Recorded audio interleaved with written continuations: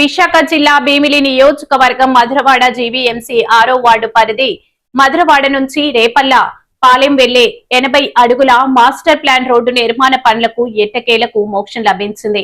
గత 12 సంవత్సరాలుగా వివిధ కారణాల వల్ల నిలిచిపోయిన ఈ రోడ్డు పనులను భీమిలి శాసనసభ్యులు గంటా శ్రీనివాసరావు శనివారం దగ్గరుండి మరీ ప్రారంభించారు.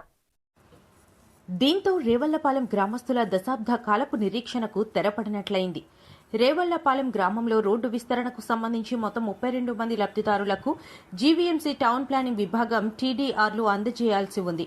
జీవీఎంసీ టౌన్ ప్లానింగ్ సర్వే విభాగాల అలసత్వం కారణంగా 6 టీడీఆర్లు సుదీర్ఘకాలం పాటు పెండింగ్లో ఉండిపోయాయి.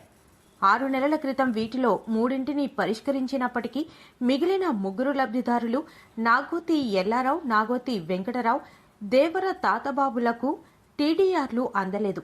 దీంతో రోడ్డు పనులు పూర్తిగా నిలిచిపోయాయి. రోడ్డు పనులు అర్ధాంతరంగా ఆగిపోవడంతో రేవళ్లపాలెం మీదుగా ప్రయాణించే వాహనదారులు, స్థానిక ప్రజలు గత కొన్నేళ్లుగా తీవ్ర నరకం అనుభవించారు. అధ్వానంగా మారిన రహదారితో స్థానికుల కష్టాలు వర్ణనాతీతంగా మారాయి.